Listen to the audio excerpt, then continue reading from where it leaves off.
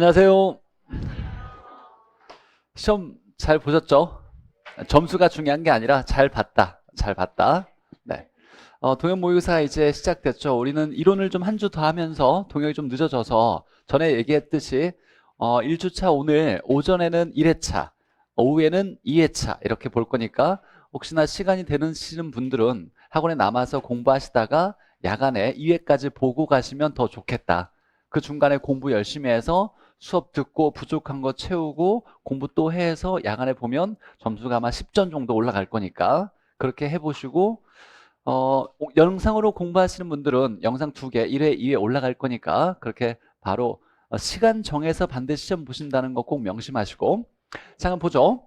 자, 1주차 1회, 2회 동영 볼 거고 2주차, 3주차에는 3회, 4회 이렇게 볼 거예요. 총 4회를 볼 거고 1회와 2회를 다른 학원에서 시험을 봤더니 평균 한 58점, 60점 이렇게 나왔어요.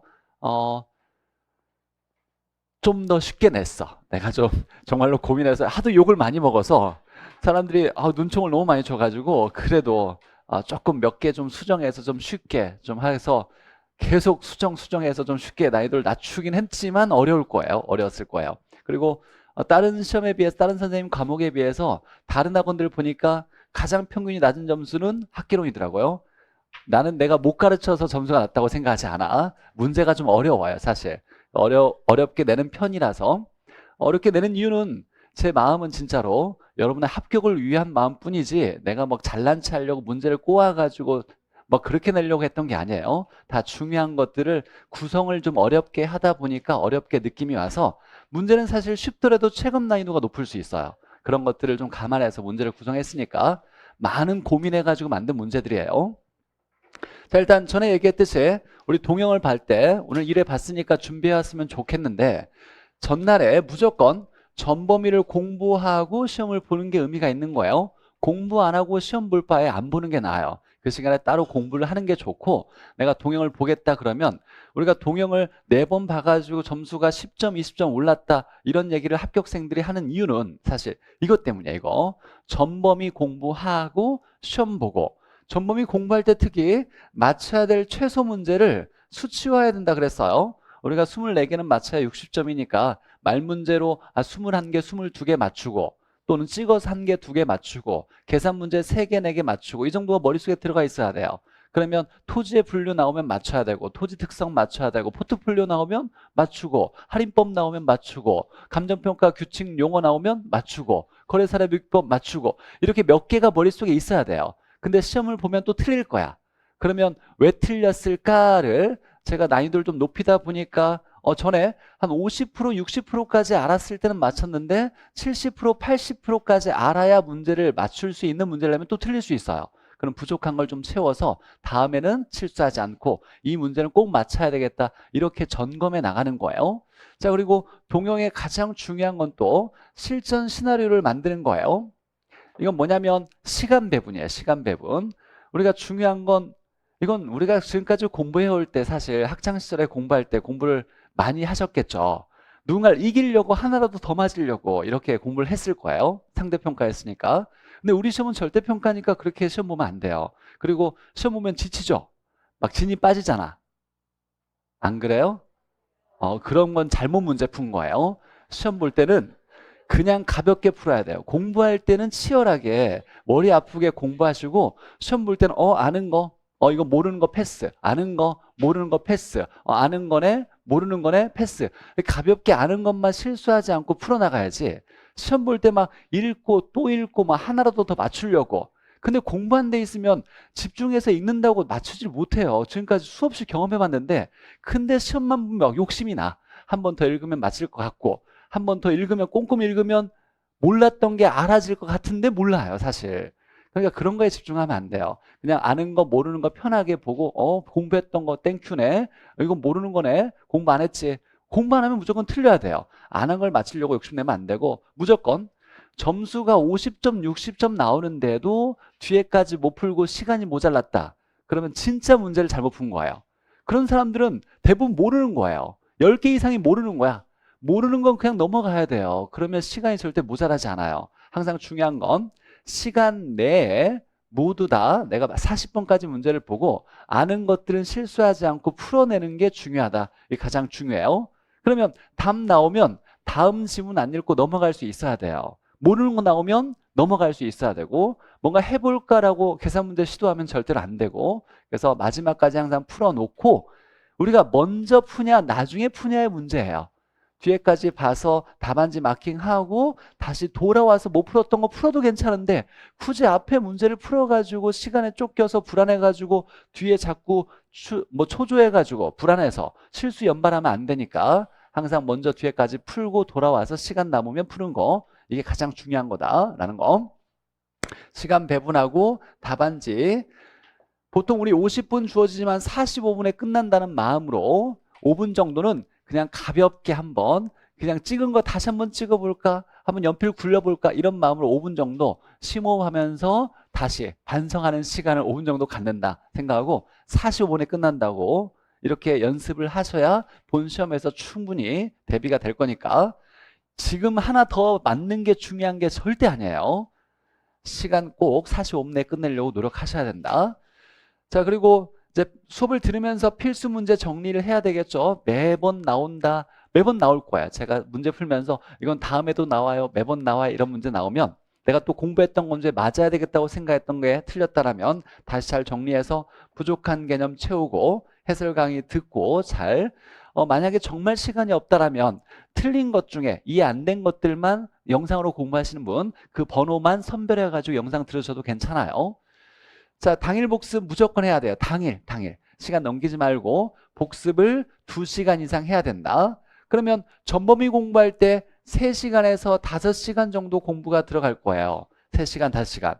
그러면 그 전에 이 학개론 공부하고 시험 보고 해설 강의 듣고 한 3시간 듣고 또 2시간 공부하면 총 우리가 학개론만 공부한 시간이 거의 8시간, 10시간 되는 거예요. 이렇게 끝내고 다음 과목 넘어가는 거예요. 다음에도 또 이렇게 해야지. 그러면서 정말 힘들 거예요. 지금 엄청 힘들 시기예요. 그래서 몸에 좋은 거, 몸보신도 많이 하시고 계속 좋은 거 먹고 하여간 건강관리 유지 잘 해야 되고 이렇게 해서 4번 돌아가면 3번, 4번 돌아가면 점수가 10점, 20점 이렇게 올라가서 중요한 건 사실 우리가 지금 점수가 정말 제가 죄송하지만 사실 팩트를 얘기하자면 20점, 30점 나온다. 그러면 이제 올림픽 점수로 시험 봐야 돼요. 이건 그냥 공부가 충분히 안 된 거야. 이 나머지 20점, 30점 나왔다는 건 사실 그 열심히 하더라도 사실 합격하기는 정말 쉽지 않아요. 하늘에서 별 따기처럼 어려운 거예요. 근데 내가 집중하는 건 공부 잘하는 사람은 지금 80점, 70점 나오는 사람은 어떻게 해도 합격해요. 이 사람들은 합격할 사람들이야. 근데 제가 가장 집중해야 될 사람들은 뭐냐면 55점 나왔던 사람 50점, 55점 나오는 사람은 조금만 더 하면 합격하는데 이 조금을 못해서 떨어지는 거예요. 그 조금은 많은 문제가 아니에요. 절대로 2문제, 3문제예요.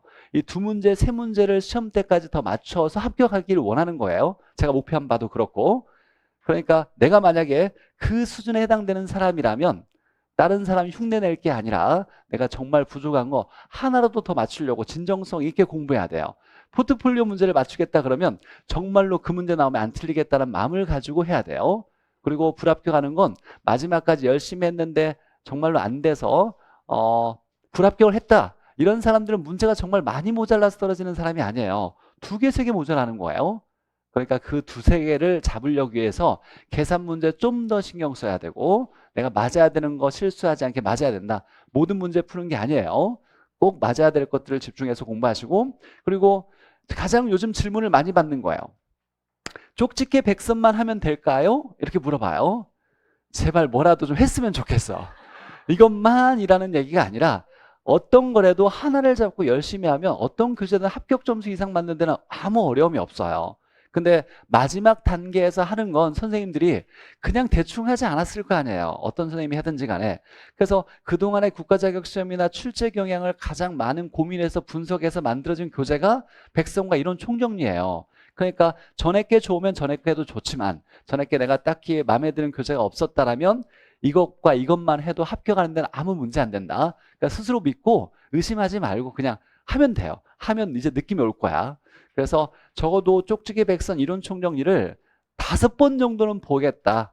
계산 문제 내가 세 문제, 네 문제는 꼭 풀어내겠다고 연습했다. 그러면 무조건 합격해요. 무조건 합격하니까 이렇게 믿고 열심히 하시면 돼요. 특히 내가 지금 점수가 50점, 55점 이렇게 나왔다. 이런 사람들 특히 집중하셔야 돼요. 40점도 얼마든지 합격했어요. 저 많이 봤어요. 동영 때 40점 맞는데 얼마든지 80점 맞고 합격한 사람도 많이 봤어요. 근데 중요한 건 시험 점수가 중요한 게 아니라 그 나머지 과정에서 내가 어떻게 임하는 자세로 공부를 했느냐가 중요한 거예요. 40점 맞았지만 이거 틀렸네. 지금 남은 기간 동안 이거 틀렸던 거 다 내 걸로 만들어서 다음에는 맞아야 되겠다. 이렇게 준비하면 얼마든지 합격 점수 이상 맞을 수 있어요. 그러니까 20점, 30점 죄송하지만 합격할 수 있는데 근데 좀 더 노력을 해야 되는 분들이고, 근데 특히 50점, 55점 이분들은 정말로 좀 더 조금만 더 하면 합격하는 거니까 계속 제가 그런 얘기 했잖아요.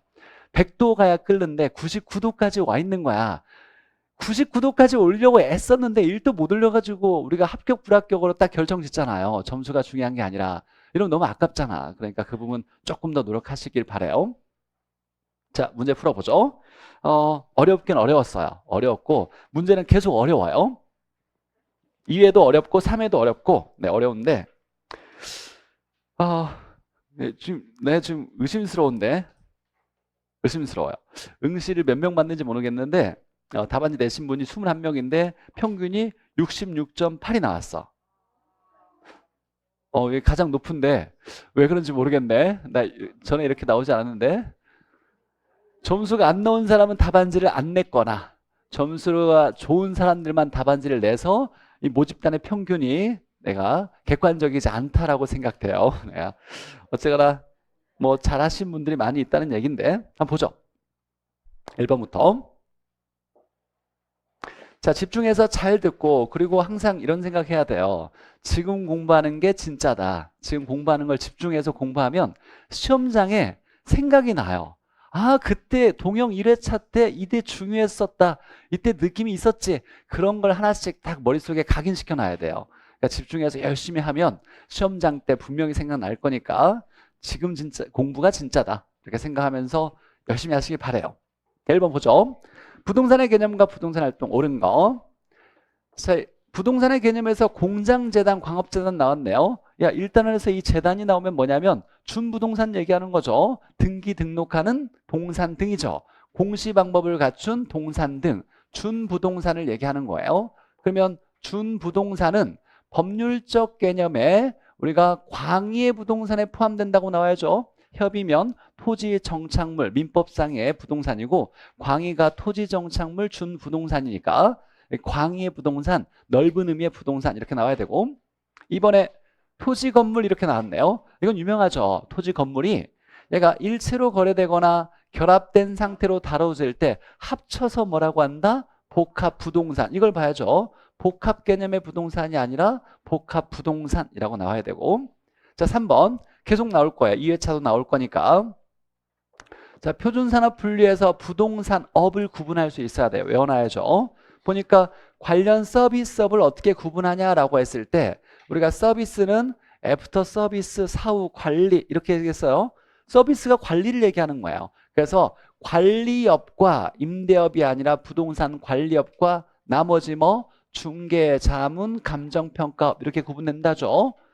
자, 그래서 표준산업 분류해서 부동산업은 크게 두 개로 어떻게 되냐면 임대 및 공급업, 관련 서비스업. 임대 및 공급업이 또 어떻게 구분되는지 봐야 돼요. 부동산 임대업과 그 다음에 공급업이 아니라 개발 및 공급업, 개공 이렇게 나와야 돼요. 개공 이렇게 나와야 되고, 그 다음에 관련 서비스업에는 관리업과 중개자문, 감정평가업 이렇게.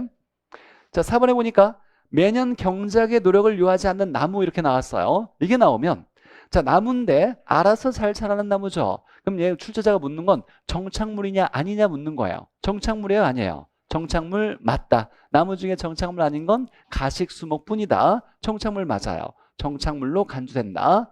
그러나 독립정착물은 아니죠. 독립정착물 되려면 등기가 돼 있거나 명인 방법을 갖춰야 독립정착물이고, 그냥 알아서 자라는 나무는 종속정착물. 그러나 정착물은 맞는 거죠. 나무 중에 정착물 아닌 건 가식수목뿐이니까. 자, 5번에 보니까 경제적 개념 이렇게 나왔네요. 경제적 개념이면 자산, 자본, 생산재, 소비재, 상품 이렇게 나와야죠. 자산, 생산재는 맞는데 위치, 공간, 자연, 환경은 이건 기술적, 물리적 개념이죠. 자, 그래서 옳은 건 4번.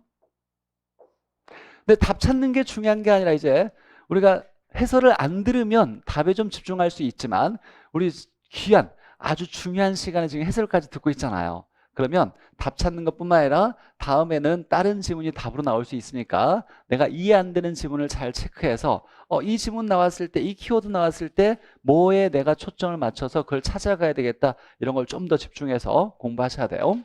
두 번째 보죠. 자, 토지 용어 매년 나오는 거죠.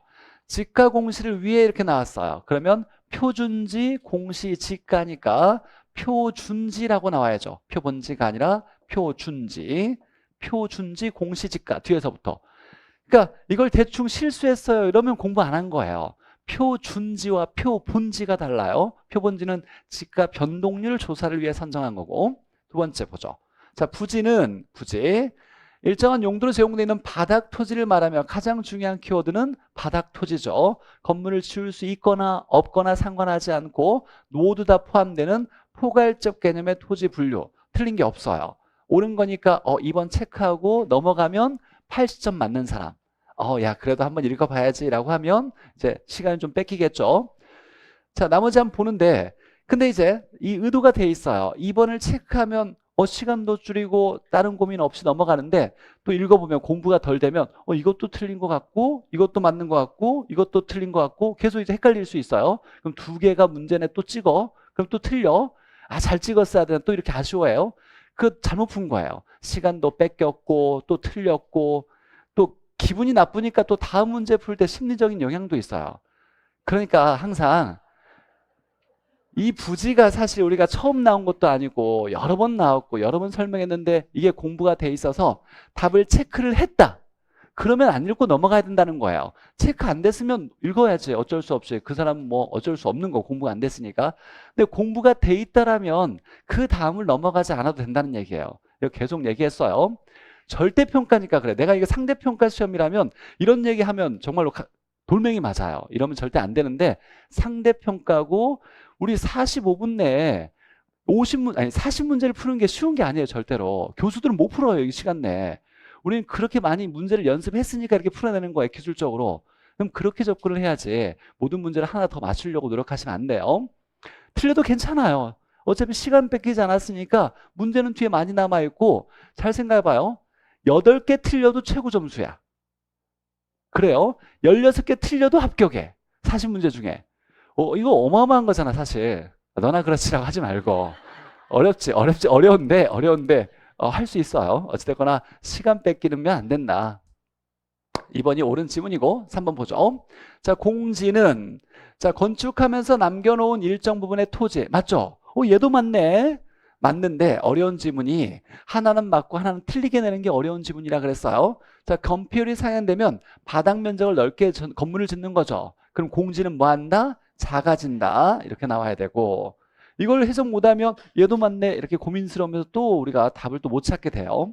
4번 보죠. 일단지란 용도상 불가분의 관계에 있는 여러 필지의 덩어리 토지를 일단지라 한다. 맞죠? 최근에 새롭게 나왔던 토지죠. 일단지. 자, 근데 얘 보니까 어떻게 감정평가하냐라고 물어봤어요. 감정평가는 원래 원칙은 개별평가지만 나머지 조건이 있으면 다르게 할 수 있죠. 일체로 거래되거나 불가분의 관계에 있으면 일괄평가하고 가치가 다르면 구분평가하고 일부만 평가한다, 부분평가한다 이렇게 나와 있잖아요. 근데 보니까 여기에 불가분의 관계에 있다라고 나왔으니까 얘는 무슨 평가한다? 일괄평가한다. 필지별로 개별이 아니라 일단지를 통째로 일괄평가한다 이렇게 나와야 돼요. 자, 5번 보죠. 후보지는 우리가 후간 이내라고 했어요. 이내, 후간 이내. 택지, 농지, 임지 이걸 우리가 한 단어로 뭐라고 하냐면 용도지역이라고 하죠. 요만큼을 용도지역이라고 하는 거예요. 그 다음이 중요한 거죠. 용도지역 내에서라고 나왔어요.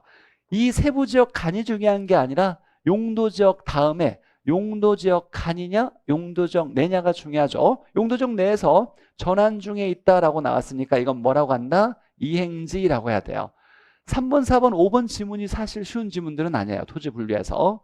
근데 2번 체크하고 넘어갔으면 아주 기분 좋게 아주 간단히 아주 시간도 줄이면서 넘어갈 수 있었는데 3번, 4번, 5번을 좀 읽으면 또 이제 고민이 시작돼요. 공부가 덜 됐을 때.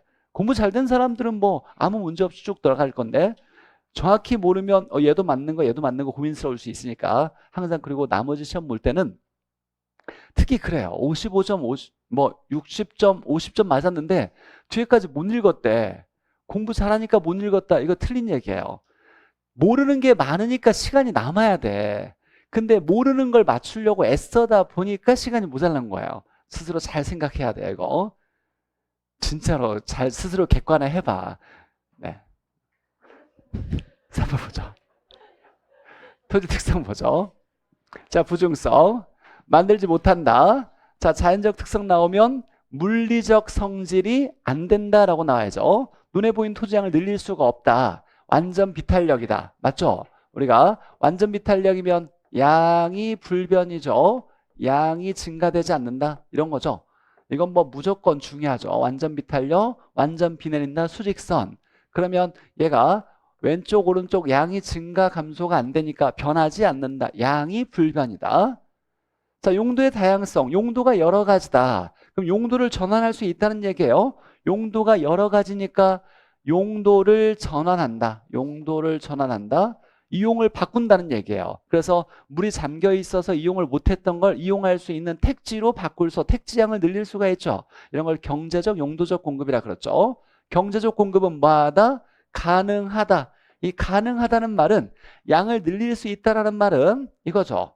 얘가 PQ인데 공급 곡선은 오른쪽에 올라가 있잖아요. 그럼 오른쪽으로 갈 수가 있다는 얘기네요. 이 점들이 자꾸 오른쪽으로 갈 수 있다는 얘기잖아요. 그래서 가능하다는 말을 우하향하는 형태다라고 표현한 거죠. 불가능하다를 이걸 완전 비탄력이라고 표현한 거고 가능하다를 정상적인 공급 곡선 우상향하는 모양이다 이렇게 표현한 거예요. 자, 영속성. 자, 소모되지 않는다. 감가상각이 필요한 거예요? 배제시키는 거예요? 배제라고 나와야 돼요. 이건 뭐 시험에 여러 번 등장했고 우리 여러 번 봤던 지문이니까 이거 보고 땡큐하고 체크했으면 읽어야 돼, 안 읽어야 돼요? 계속 이제 연습해야 돼요. 이런 건 명확한 거니까 감가상각 필요가 아니라 감가상각은 마모 파손에 의해서 가치가 떨어지는 걸 감가상각이라 그래요. 건물은 감가가 있어요, 없어요? 있죠. 그래서 건물 같은 경우 세금 정산할 때 감가상각을 쓰지만 토지는 마모 파손이 없어요. 영속성 때문에 감가상각이 배제된다 이렇게 나와야죠. 자, 용도의 다양성과 부증성 최유효 이용의 근거가 된다. 맞죠? 이 우리 시험에서는 아직 안 나왔지만 감정평가사 시험에서 여러 번 답으로 나왔다 그랬어요. 야, 만들지 못하는 귀한 땅이니까 가장 좋은 이용해야지. 귀한 땅을 가지고 있으면 놀리거나 방치하지 말고 가장 좋은 이용해야 된다. 근데 최가 있어요. 최. 가장 좋은 이용이에요. 용도가 하나라면 그 용도인데 여러 개니까 그 중에서 가장 좋은 이용해야 돼. 이렇게 얘기하는 거예요.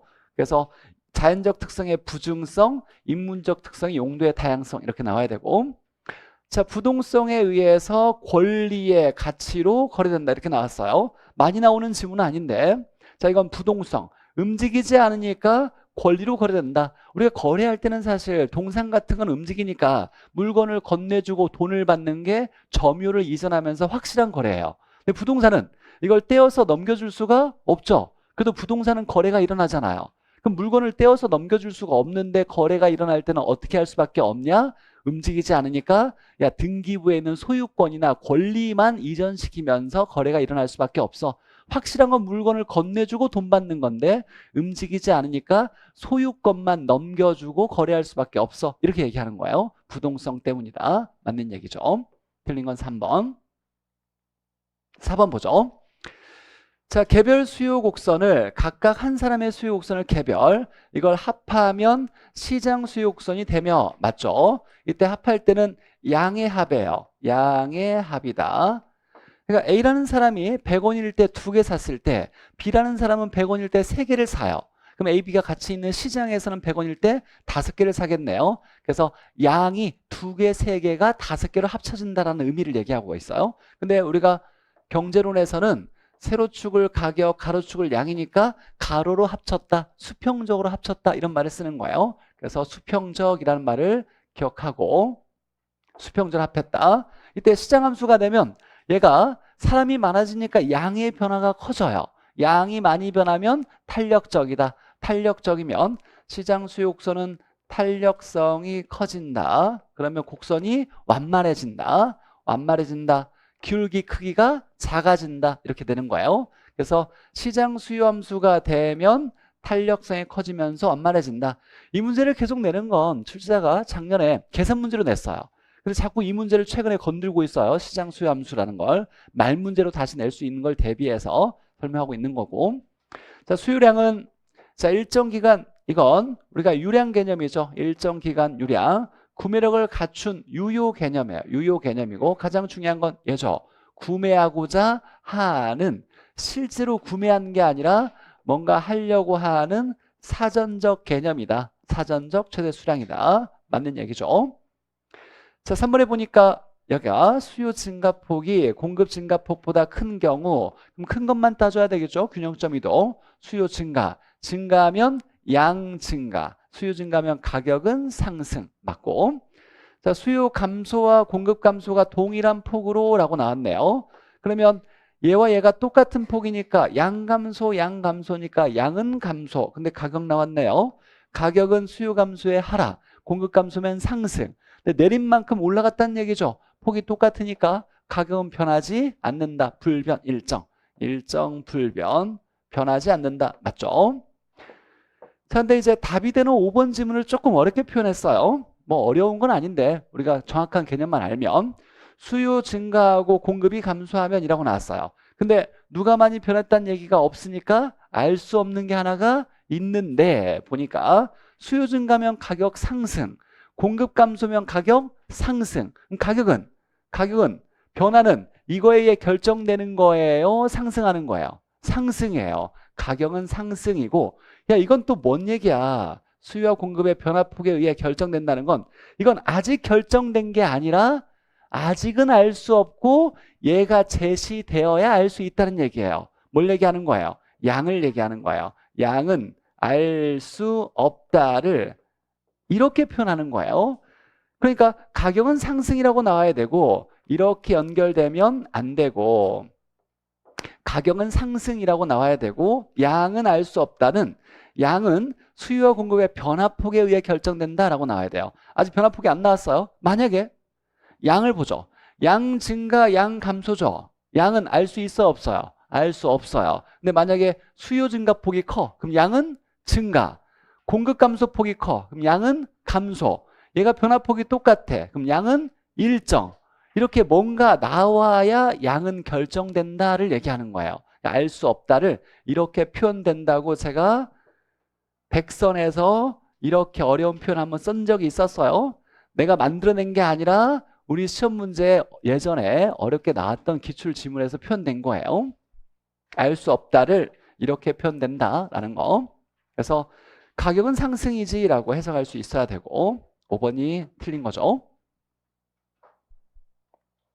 그리고 수업을 듣고 이해가 안 되면 찾아서 얼른 질문해요. 여기에 색깔이 좀 달라졌잖아요. 문제가 4번, 5번. 5번은 좀 난이도가 높아서 많이 틀린 문제예요. 사람들이 50%가 정답률이 안 되는 문제가 이렇게 체크되어 있는 거예요. 자, 보죠. 옳은 거. 자, 많이 좀 틀렸는데 이 문제 1번에서 많이 체크했어요. 아파트 가격이 상승하면 그러면 해당 지역 가격이 변한 거죠. 그러면 아파트의 공급이 변할 건데 이건 공급량의 변화죠. 그 지역의 가격이 변했으니까 공급량의 변화냐 공급이 변하냐. 해당 지역 가격이니까 공급량의 변화니까 곡선상에서 이동한다. 맞죠? 여기는 맞아. 근데 보니까 가격이 올랐다고 나왔어요. 가격이 올랐대요. 가격 오르면 올라가야 돼요? 내려가야 돼요? 우리가 경제학에서 곡선을 얘기할 때 올라가야 돼요. 공급 곡선이 이렇게 있다라면 곡선 위에서 이게 공급 곡선 오른쪽에 올라간 모양이잖아요. 곡선 위에서 왔다 갔다 할 건데 얘가 가격이 올랐으니까 얘가 P니까 어떤 쪽으로? 위쪽으로 이렇게 가야 돼요. 곡선 위에서. 하향이 아니라 상향이에요. 그래서 이걸 좀 주의해야죠. 자, 얘가 이렇게 나왔으니까 얘는 가격이 오르면 무조건 상향으로 가야 돼요. 경제학에서 무조건 가격 오르면 올라가야 돼요. 올라간 쪽에. 왜냐하면 세로축이 가격이니까. 가격이 하락할 때 아래 방향으로 이렇게 나와야 돼요. 우리 시험에 나왔던 지문이에요. 그래서 주의해야 된다. 어렵게 나올 때 이렇게 나올 수 있으니. 자, 두 번째 보니까 그래서 1번을 좀 더 우리가 실수하지 않고 얘 틀렸다라고 확인하고 넘어갔어야 되고 실수해도 괜찮아요. 틀려도 괜찮아요. 다음에 안 틀리면 돼. 다음에. 쉽게 나오면 그러니까 전에 이 문제가 맞았으면 이렇게만 나왔어요. 곡선상의 이동이다. 이렇게만 나오면 이건 맞지. 뭐 문제가 없는데. 근데 이렇게 나왔을 때는 계속 맞다가 이렇게 나오면 또 틀릴 수 있다는 얘기예요. 그래서 내가 이 부분을 좀 놓치고 있었네 라는 걸 확인시켜 주는 거니까 다음엔 주의해야 되겠다. 가격 오르면 무조건 상향. 곡선상에 이동해서 내리면 하향이에요. 수요든 공급이든 상관없어요. 자, 오피스텔 가격이 라고 나왔네요. 오피스텔 가격이 하락하면 대체제 아파트 어떻게 될 거냐? 오피스텔이 싸졌으니까 오피스텔 산다.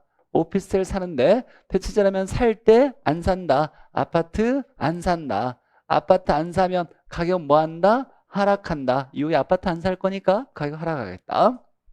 자, 아파트 가격이 하락한 것이 아니라 하락할 거라고 기대되면이라고 나왔어요. 이건 예상이 나오는 거죠. 그럼 이건 수요량의 변화예요? 수요의 변화예요? 수요의 변화. 그래서 곡선이 이동해야 되는데 자, 떨어질 거라고 했어요. 그러면 나중에 사, 지금 사. 잘 생각해봐. 이거 못하면 중개 못해요, 우리. 떨어진대. 그럼 지금 사야 돼. 나중에 사야 돼. 나중에 사야지. 올라갈 거라고 생각할 때 지금 사야지. 그럼 지금이 중요한 거예요. 지금 사냐 안 사냐니까. 떨어질 거 예상하면 지금 안 산다. 지금 안 사는 거예요. 어느 쪽으로? 이때 곡선 이동할 때는 상이다 하다 이런 거 판단하지 않아도 괜찮다. 좌측이냐 우측이냐가 중요한 거죠. 우측이에요 좌측이에요? 좌측으로 이렇게 가야 돼요. 좌측으로. 어려운 문제죠. 근데 답은 좀 쉬웠어요. 자, 금리가 하락했대요. 자, 그러면 공급은 늘어요 줄어요? 이자율이 줄었으니까 자, 공급은 늘겠죠. 자, 내가 해당자와 가격이 아니니까 공급이 변하네요. 곡선 이동해야 되겠죠. 늘었으니까 곡선은 우측으로 이동한다.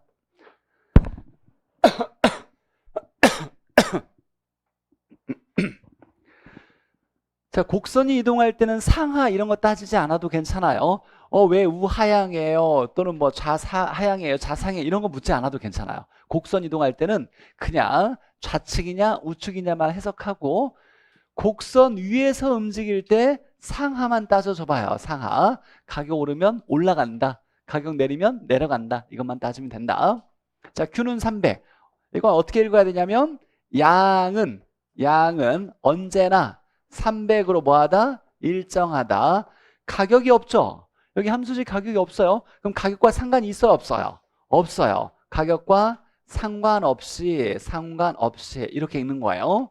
그래서 이 함수는 가격과 상관없이 양이 300으로 일정하다를 얘기하는 거예요. 이런 함수를 뭐라고 한다? 완전 비탄력이라고 하죠. 양일자한 거 수직선. 그래서 자, 이 문제에서 옳은 것은 4번 되겠네요. 4번. 자, 다른 지문은 좀 어려웠고 속임수가 좀 있었죠. 좀 어렵게 나왔던 지문이고 맞았으면 잘 하신 거예요. 근데 사실 좀 답은 좀 쉬웠어요. 답은. 다른 건 잘 모르겠지만 이건 확실하네. 이렇게. 이건 확실히 맞다. 이렇게 확인하면 맞을 수 있었던 문제고. 자, 6번 보죠. 자, 이 문제 우리 계속 풀어봤던 문제죠. 자, 탄력성이 제시됐을 때 보니까 여기에 전체 A 부동산 전체 변화율이 얼마냐라고 했을 때 끼리끼리 곱해서 더하는데 방향을 잘 따져줘야 된다라는 거였어요. 그래서 지금 A의 수요량의 전체 수요량의 변화를 물어보는데 자, 원인들이 봤더니 A의 가격도 변했고 소득도 변했고 다른 재와 가격도 변했대요. 연관성이 관련성이 있다면 다른 지와 가격도 영향을 미칠 수 있겠죠. 보니까 대체제 관계다 이렇게 나왔어요. 그럼 이제 원을 한번 적어보죠. A 가격에 의해서도 A 수량이 변할 거고 소득에 의해서도 수량이 변할 거고 다른 제와 B 가격에 의해서도 수량이 변할 건데 얼마씩 변하냐라는 건 탄력성을 끼리끼리 곱해주면 된다. 가격 곱하기 가격 탄력성, 소득 곱하기 소득 탄력성, 다른 자와 가격 곱하기 교차 탄력성.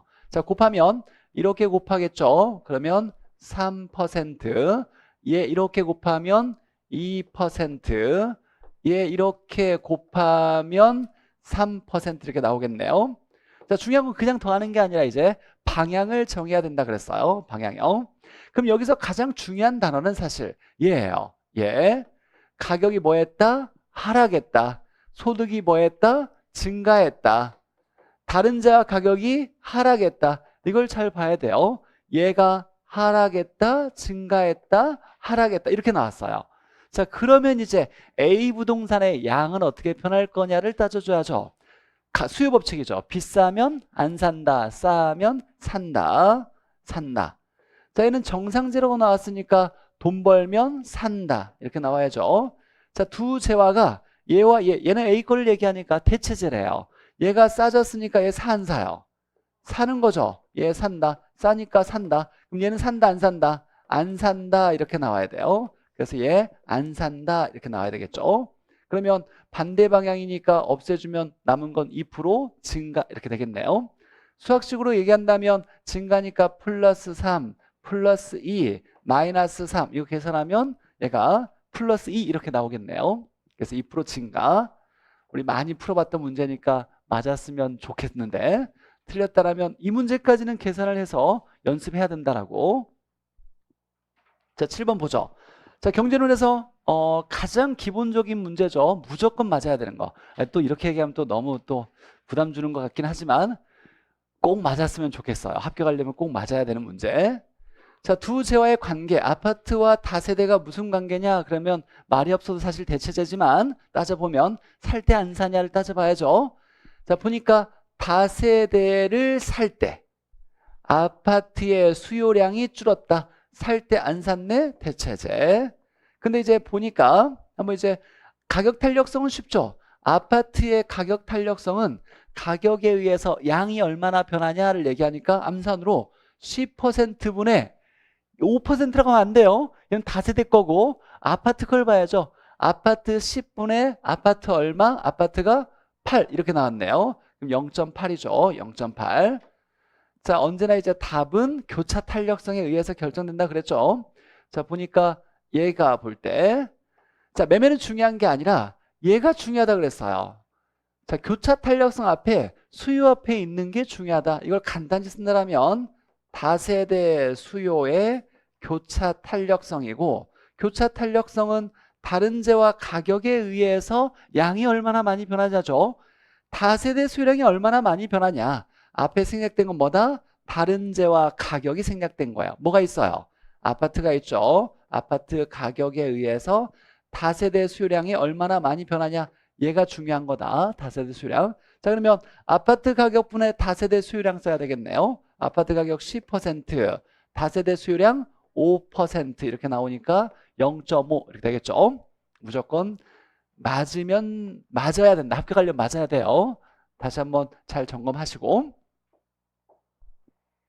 0.8, 0.5 대체제.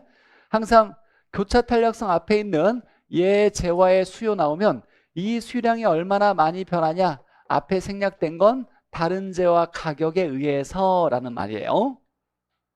자, 8번 보죠. 자, 좀 이것도 많이 틀렸는데 어려운 유형이긴 하지만 사실 수업 중에 경제론 공부할 때마다 계속 풀었던 문제예요. 자, 시세대응제화가 아파트고 수요 곡선을 우측으로 이동시킬 수 있는 거라고 물어봤네요. 그러면 이 문제를 해석한다라면 아파트 수요량이 늘어나는 걸 찾아라. 아파트 수요량이 늘어나는 요인이 뭐야? 이렇게 이걸 묻는 거예요. 아파트 수요량이 늘어나는데 이때 곡선 이동해야 되니까 단 얘는 뭐이면 안 된다? 아파트 가격이면 안 된다. 아파트 가격이 아닌 이외 요인에 의해서 아파트 수요량 늘어나는 요인을 찾아 이렇게 물어본 거예요. 근데 곡선 이동했으니까 곡선상에서 움직이는 아파트, 즉 해당 지역의 가격 변화는 얘는 답이 될 수 없죠. 이거 먼저 하나를 딱 보자마자 없애야 돼요. 아파트 가격 변화는 곡선을 이동시키지 못한다. 자, 그리고 수요를 물어봤어요. 이 문제가 좀 어렵게 나왔던 문제 유형이죠. 근데 보니까 건축, 건설, 생산 이렇게 나오면 이건 공급과만 관련이 있으니까 관련 없다. 얘 제껴버리고. 그럼 나머지 이제 해석해 봐야죠. 금리가 오르면 대출받기 어려우니까 수요의 감소. 그 다음에 DTI가 하향되었다. 중요하죠. LTV DTI가 상향되면 대출금 많아지고 하향되면 대출금 줄어들죠. 대출금 줄어든다. 수요의 감소.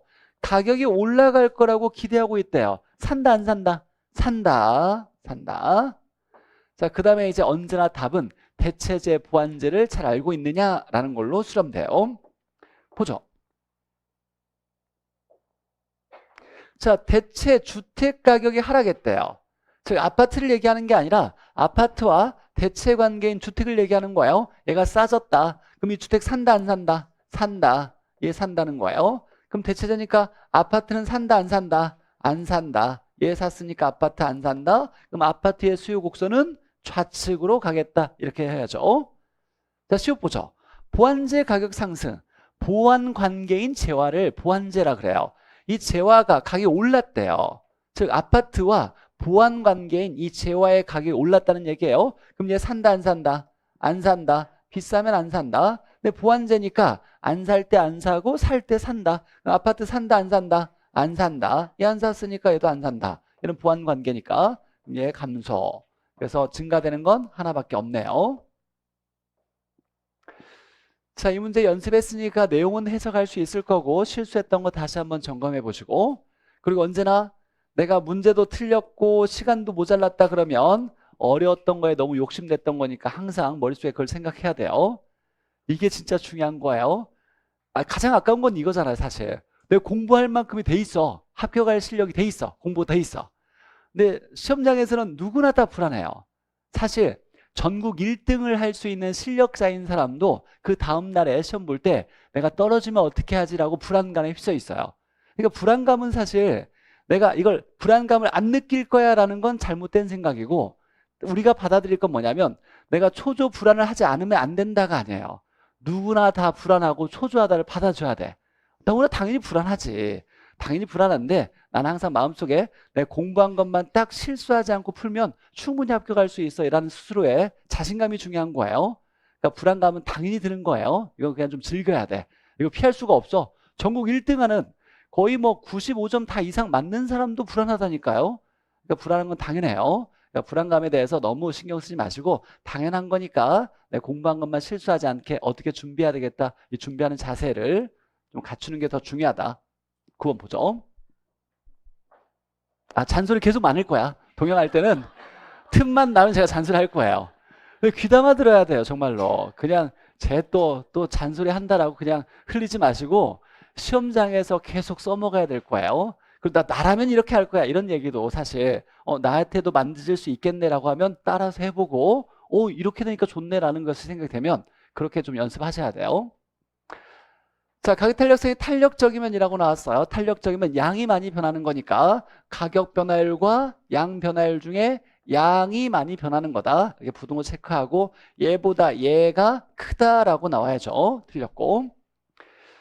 자, 공급 증가할 때 얘가 완전 비탄력이라고 나왔네요. 이렇게 나오면 완전 비탄력 나오면 무조건 이번 1차에는 완전 비탄력이 계속 나오고 있어요. 세 번째 나오고 있어요. 양이 일정하죠. 그래서 양은 감소가 아니라 뭐다? 일정, 불변, 변하지 않는다. 이렇게 나와야 돼요. 그리고 좀 더 해석하면 이런 거죠. 완전 비탄력이니까 양은 일정, 불변해야 되고, 그럼 얘가 이제 가격을 결정하겠네요. 양은 얘가 결정했으니까 공급 증가면 가격은 뭐 하락, 이렇게 적어야 우리가 균형점 이동에 완성이 된 거고. 3번에 보니까 가격 탄력성이 1보다 크라고 나왔네요. 1보다 큰. 그럼 얘는 탄력적인 거죠. 탄력적인데 보니까 여기에 공급자의 전체 수입이라고 나왔어요. 전체 수입, 총 수입.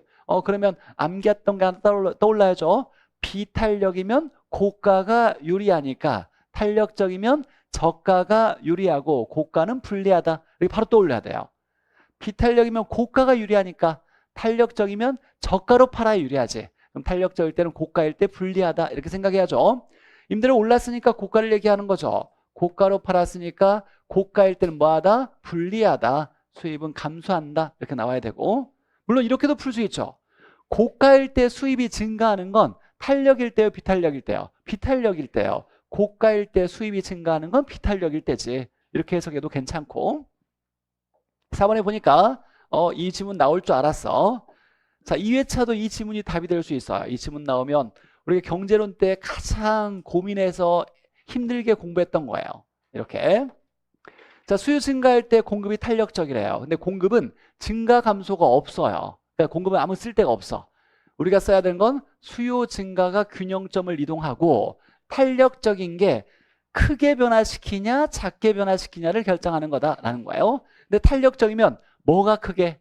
양이 크게, 가격은 작게 이렇게 나와야 돼요. 자, 그럼 얘 먼저 한번 해보죠. 탄력적이니까 양은 크게, 가격은 작게. 이렇게 나왔네. 가격 작게. 자, 균형점 이동도 봐야죠. 수요 증가하면 양 증가, 가격은 상승, 가격은 상승. 이렇게 나왔네. 둘 다 잘 옳게 표현된 거예요. 탄력성도 잘 정리된 거고. 자, 다시 한번 보면 이 지문 정말 실수하면 안 돼요. 우리 고생해서 공부했던 거니까. 자, 탄력적이니까 가격은 어떻게? 작게 이렇게 나와야 되고. 자, 그 다음에 균형점 이동 보죠. 수요 증가니까 양 증가, 가격은 상승이니까 가격은 어떻게? 상승. 얘는 균형점 이동을 얘기하는 거고, 그 다음에 얘는 탄력성이 결정했던 거예요. 다시 한번 보죠. 5번에. 그래서 4번은 옳은 지문이고, 5번에 보니까 자, 수요 감소할 때 공급이 탄력적인 경우보다 이렇게 실제도 시험 나왔어요. 잘 봐야죠. 탄력으로 따지면 안 돼요. 여기 보다 뭐라고? 비탄력적인 경우에 라고 나왔어요.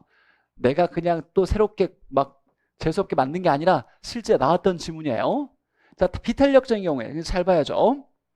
자, 그러면 이제 공급은 중요한 건 아니니까 우리가 수요 감소는 균형점을 이동시키고 비탄력이 이제 크게냐 작게냐 결정할 거예요. 비탄력이면 양은 작게, 가격은 크게 이렇게 나와야죠. 보니까 양이 나왔네요. 자, 비탄력이면 양은 작게 나와야 돼요. 양은 작게 나와야지 크다라고 나오면 안 돼요. 폭이 작다 이렇게 나와야죠. 네, 틀렸어요. 자, 그 다음에 균형점 이동은 수요 감소니까 양 감소, 가격 하락이니까 양 감소. 균형점 이동은 옳게 표현됐는데 얘가 작다라고 나와야죠. 크다가 아니라. 그래서 옳은 건 4번. 중요한 지문이죠. 오늘 문제 풀이한 것만 잘 내 걸로 만들면 사실 2회차에서는 10점, 20점 그냥 올라갈 수 있으니까 틀렸던 거 잘 점검하시길 바라고. 중요한 지문이고 계속 낼 거예요. 자, 10번 보죠. 자, 경기 변동. 자, 회복시장에서 올라가는 거니까 과거 사례 가격은 아래에 있더라. 하한이 된다. 맞고. 자, LTV 조정. 즉 예상하지 못한 원인에 정부의 정책 규제가 들어가죠. 전쟁재 정부의 정책 규제. 금융정책이죠. 그럼 얘는 불규칙적 또는 무작위적이라고 얘기하고. 자, 3번에 보니까 어쩌고 저쩌고 하면서 회복기에 접어들었다라고 나오면 회상우가 나오면 순환적 경기 변동 맞고. 자, 후퇴 시장은 내려가는 거네요. 내려가면 하수 중시니까 뭐에서 뭘로 바뀌었다? 매수자 주도 시장으로 전환되며 맞죠? 그럼 누가 거래를 미룬다? 매수자가 거래를 미룬다죠. 미룬다. 그러면 매도자는 거래를 뭐 한다? 당긴다. 맞네요. 이렇게 나왔네요. 자, 내려가는 거니까 하수 중시, 매수자 중시고 매수자 주도 시장인데 주도하는 사람이 거래를 미루니까 매도자는 당긴다. 맞고. 결국 거미집 이론의 모형이겠네요. 자, 보니까 함수식이 나오면 기울기 크기를 구해서 공급이 크면 수렴형이죠. 수탄이 크거나 공기가 크면 수렴형이다. 함수식 나오면 우리가 기울기 크기를 구한다. 자, 기울기 크기는 P의 개수분의 Q의 개수죠. 자, P의 개수 얼마? 2분의 1. 2분의 1. 자, 그 다음에 Q의 개수 1인데 번분수 나왔으니까 여기도 1분의 1 이렇게 쓰겠죠. 그러면 계산할 때 맨 위와 아래를 뭐 한다? 곱한다. 그리고 가운데는 모두 다 나눈다. 값은 얼마? 2 이렇게 되겠네요. P의 개수 1, Q의 개수 3. 그럼 얘는 1분의 3이니까 3이죠. 그럼 공급이 크네요. 공급이 크니까 수렴형 이렇게 나와야죠. 자, 그래서 분수 계산 계속 제가 소개하고 있으니까 어렵게 나오더라도 풀 수 있게 분수 계산 연습해야 된다. 11번 보죠. 자, 틀린 거. 주택시장 분석에서. 자, 물리적인 주택은, 물리적 주택, 눈에 보이는 주택은 자, 개별성이에요. 개별성. 우리가 개별성은 자연적 특성이니까 토지와 상관 비슷하게 연관 지으면 같은 게 없다는 거죠. 눈에 보이는 게 같은 게 없더라, 다 다르다. 그러니까 물리적 주택은 개별성이 있으니까 완전 경쟁 모형을 적용하기가 어렵다. 완전 경쟁을 적용하기가 어렵다. 완전 경쟁은 다 정, 동, 진이니까 재화가 동질해야 되는데 개별적이니까 완전 경쟁 가정하기가 어려워요. 그래서 주택시장을 분석하기가 쉽다, 어렵다? 어렵다. 분석하는 게 부적절하다라는 얘기죠. 이런 얘기였어요. 우리 시험에 한번 나왔던 지문이죠. 물리적 주택으로 분석하기는 어렵다. 그래서 동질화시킨 개념이 필요해. 이걸 뭐라고 한다? 주택 서비스 개념으로 분석되어진다. 들어봤죠? 물리적 주택으로 분석이 어렵다. 그래서 동질화된 개념을 학자들이 만들었는데 이걸 주택 서비스 개념이라 한다. 이런 내용이었어요. 자, 이번에 보니까 중요한 건 이거죠. 1년 동안이 중요해. 1년 동안. 자, 그러면 우리가 시점일 때는 절량, 기간이면 유량이죠. 얘가 중요한 거, 얘가. 이렇게 연결돼야 돼요. 1년 동안 유량. 이 출제자의 이 지문을 썼다는 건 출제자가 이거 알고 있어. 1년 동안 기간이니까 유량이야. 이렇게 얘기하는 거예요. 자, 그러면 유량에 우리가 유량을 얘기할 때는 신규 공급을 얘기하는 거예요. 절량이면 재고 주택을 얘기하는 거고 유량이면 신규. 12만이 공급되었는데 3만이 미분양되었다. 그러면 유량의 사간량은 얼마예요? 12만 공급, 3만이 미분양이니까 9만. 이건 중요한 게 아니고 이건 숫자 뭐 계산하는 거 어렵지 않고 가장 중요한 건 이거죠. 1년 동안 기간이 나왔으니까 이게 뭐가 나와야 된다? 유량이 나와야 된다라는 거예요. 1년 동안 유량 이렇게 나와야 된다. 자, 3번 보죠. 어느 지역에 저소득층이 유입되어서 유입이 증가되었대. 유입되면 하향 여가가 발생해서 이게 우리 시험에 최근에 계속 나오고 있는 거죠. 어떤 지역에 돈 없는 사람이 들어가면 이 사람들은 돈이 없으니까 낡은 주택을 원하는 거예요. 그래서 여기에서 그 다음에 일어나는 건 저가 주택의 수요가 늘어요, 줄어요? 늘죠. 저가 주택의 수요가 는다. 그러니까 저가 주택을 많이 살려고 하는 거예요. 이 사람들이 살 집이 필요하니까. 그러면 시장에서는 낡아지는 하향 여가가 발생할 거예요. 낡아지는 거죠. 그러면 그 다음에 낡은 주택이 많아져요, 적어져요? 많아지겠죠. 저가 주택 공급이 늘어난다. 이 말은 주택들이 다 낡아졌다는 얘기잖아요. 그러면 낙후 지역으로 변해가고 있다는 얘기예요. 그래서 이 지역이 낙후 지역으로 입지가 변화될 거다라고 하는 게 우리 시험에 계속 나오고 있는 얘기예요. 자, 실제로 돈 없는 사람이 그 지역에 들어가면 낙후되겠지라는 현상을 학문적으로 주택시장에서 이렇게 표현한다.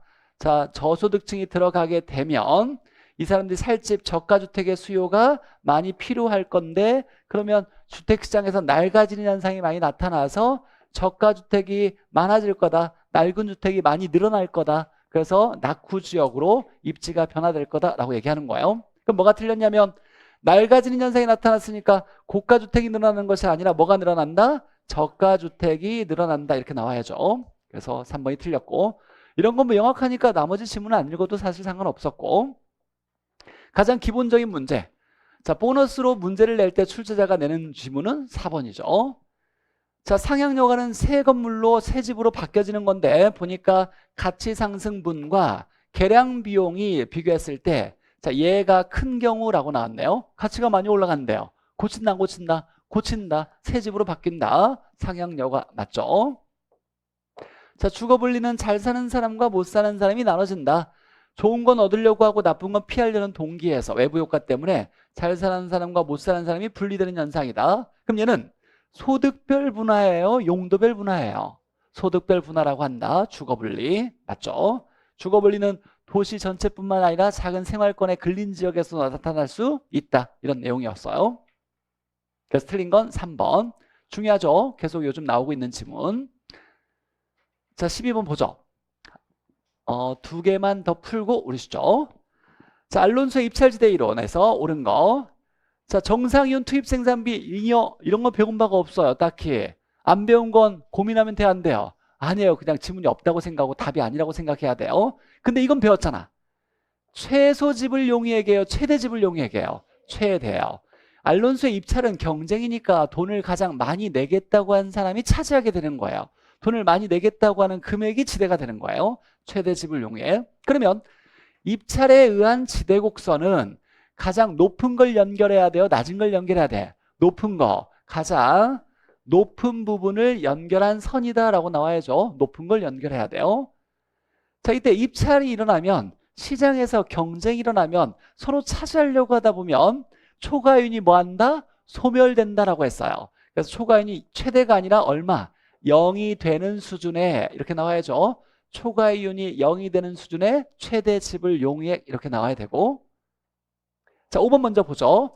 단일 도심 도시에 하나의 도심을 가지고 있는 도시의 토지 이용을 입찰로 설명했더니 우리 많이 봤죠? 상업용, 주거용, 공업용 중에 가장 높은 걸 연결했더니 얘가 이렇게 돼서 이걸 입찰지대 곡선이야 하면서 여기는 상업용, 여기는 주거용, 여기는 공업용이죠. 외곽으로 갈수록 상업용, 주거용, 공업용 순이었지라는 거였어요. 그래서 틀렸고. 4번에 야 예전에 우리 시험에 2번이나 나왔는데 다시 중요하니까 외워야 된다. 입찰지대 곡선의 기울기 크기는 봤을 때 뭐와 비례하냐라고 할 때 뭐와 비례한다? 한계 운송비와 비례한다. 그러면 한계 운송비가 위에 있어야 돼? 아래에 있어야 돼요? 위에 있어야 돼요. 한계 운송비. 그러니까 토지 사용량에 대한 분모 거고 분모 위에 있는 건 뭐다? 한계 운송비의 비율이다 라고 나와야 돼요. 한계 운송비의 비율. 그러니까 토지 사용량분의 한계 운송비를 얘기하는 거죠. 맞아요.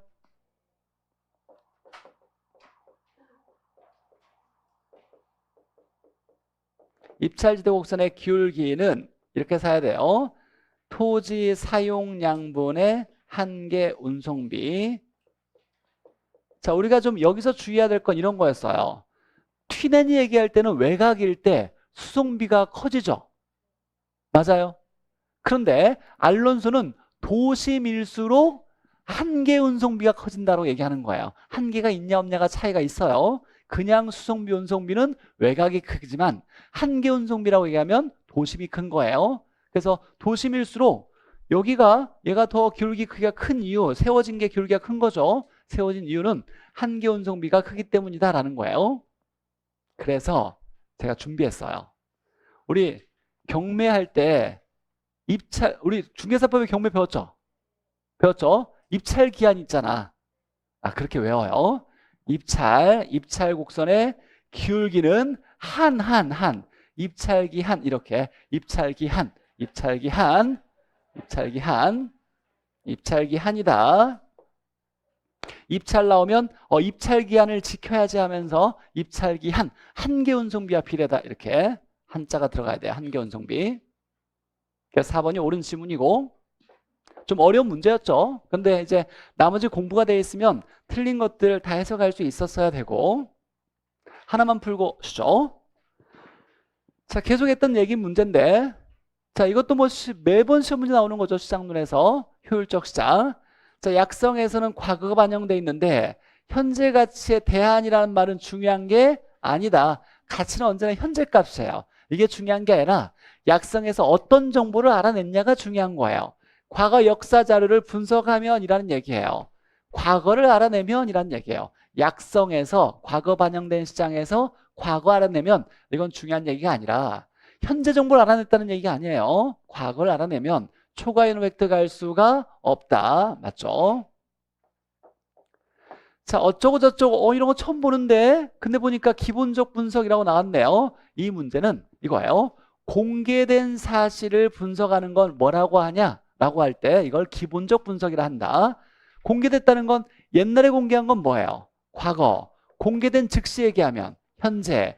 그러니까 과거, 현재를 포함해서 공개된 정보라고 하는 거예요. 그래서 공표된 정보, 공개된 정보를 분석하는 걸 뭐라고 하냐면 기본적 분석. 과거만 분석하면 기술적 분석. 과거, 현재까지 분석하면 기본적 분석. 안 배운 거라면 답이 될 확률이 거의 없다. 모르면 그냥 넘어가는 거예요. 3번에 보니까 준강성은 과거, 현재가 반영되어 있죠. 즉시 공개되는 정보, 이 정보는 무슨 정보예요? 공개되는 즉시니까 현재 정보죠. 현재가 반영이 돼 있죠. 그러면 자, 현재 정보를 통해서 라고 나왔어요. 과거, 현재 반영돼 있는데 현재를 알면 반영된 정보니까 초과 이윤을, 정상이 아니라 정상을 초과하는 이윤을 획득할 수 없다. 맞고. 4번에 보니까 준강성과 약성에서 누가 큰 개념이냐? 준강성이 크죠. 과거, 현재 반영되고 얘는 과거만 반영돼 있으니까 준강성이 큰 개념이야. 얘를 뭐 한다? 포함한다. 맞죠? 자, 5번 이제 중요하다고 수업 중에 계속 얘기했던 내용이죠. 자, 독과점에 발생하는 시장도, 불안전 시장도, 우리 부동산 시장도 조건만 갖추면 할당이 될 수 있다 없다? 될 수 있다. 이것만 나오면 맞는 얘기인데 근데 아무 때나 되는 것이 아니라 뭐와 뭐가 똑같을 때 초과 이윤이 있어요. 즉 독과점은 얘가 있는데 얘가 사라져야 할당이 될 수 있는 거예요. 얘와 뭐가 똑같을 때 정보 비용이 같을 때 큰 경우가 아니라 같은 경우라고 나와야 돼요. 같을 때만 될 수 있는 거다. 얘가 크면 초과이윤이 있는 거예요, 없는 거예요? 있는 거죠. 그럼 할당이라고 할 수 없어요. 할당이 아니다라고 해야 돼요. 같을 때 가져가는 것과 비용이, 이건 얻어가는 거고 이건 나가는 거잖아요. 비용이니까. 그럼 사라지게 만드는 거예요. 같을 때만 할당이 될 수 있다. 이렇게 나와야죠. 중요한 지문이고 계속 또 나올 거예요. 5번이 틀렸다. 자, 그래서 13번까지 우리 동영 처음 봤지만 다른 과목은 좀 봤겠죠. 다른 과목은 거의 2차니까 학교는 1차는 처음 봤으니까 좀 어렵게 느껴질 거예요. 근데 어려운 건 우리 시험 대비하는 거니까 쉽게만 보면 나중에 어려운 문제가 오면 당황스럽게 해서 실수를 자꾸 하게 되니까 어렵게 좀 접근해봐야 기본적으로 나왔을 때 쉽게 나왔네. 그래서 내가 실수하지 않고 문제를 풀 수 있는 내성이 좀 생기는 거예요. 그리고 감도 더 높아지는 거니까. 근데 이제 단점은 뭐냐면 점수가 안 나오니까 의욕이 떨어져요. 공부할 맛이 안 나요. 그런 생각하면 안 돼요. 그냥 남은 기간 동안 죽으러 해야지 무슨 뭐 기분대로 공부하는 거 아니잖아요. 언제는 뭐 기분 좋아서 공부했나?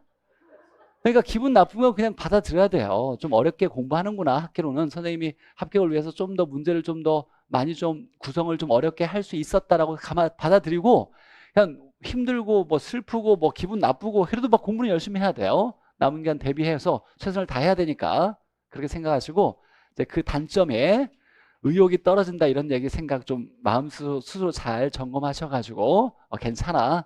내가 합격하기 위해서 이제 틀렸던 거 알아내면 되는 거니까 그렇게 생각하시고 쉬는 시간에도 공부해요. 화장실만 갔다 와서 다시 하라는 게 아니라 야, 저 새끼는 또 막 쉬는 시간에 공부하래 이런 하지 말고 문제를 좀 한번 봐봐요. 열세 문제 우리 지금 이제 열세 문제 풀었잖아요. 화장실 갔다 오신 분 갔다 오고 네. 열세 문제 한번 눈으로 봐봐. 이때 이 시간이 또 집중력 들어봐. 쓸데없는 얘기가 아니에요. 내가 문제 풀 때의 느낌이 시간이 지나면 사라져요. 내가 아까 문제 풀 때 왜 이걸 실수했지? 왜 이걸 답을 찍었지? 왜 이걸 잘못 생각했지? 이 느낌이 지금 벌써부터 사라지고 있어요. 근데 수업을 들었을 때 내용을 들었잖아 이제. 이걸 이렇게 해석하고 이게 옳은 설명이었구나. 그럴 때 잘못했던 것을 다시 수정을 해야 돼. 시간이 지나가면 이 느낌이 사라지니까 각인이 안 돼요. 몸에 좀 새겨 넣으려면 이 느낌이 사라지기 전에 내가 왜 그렇게 했지? 분명 잘못한 거네. 다음엔 절대 이러지 않아야 되겠지라는 걸 한번 쭉 살펴봐. 13문제 막 꼼꼼히 공부하라는 게 아니라 이때 이거 했네. 이때 이거 했네. 이렇게 하나씩 따져보면 이 쉬는 시간 30분 3번 이렇게 투자하면 집에 가서 다음에 1시간 넘게 공부하는 걸 세이브할 수 있어요. 그러니까 시간 없다 하지 말고 쉬세요.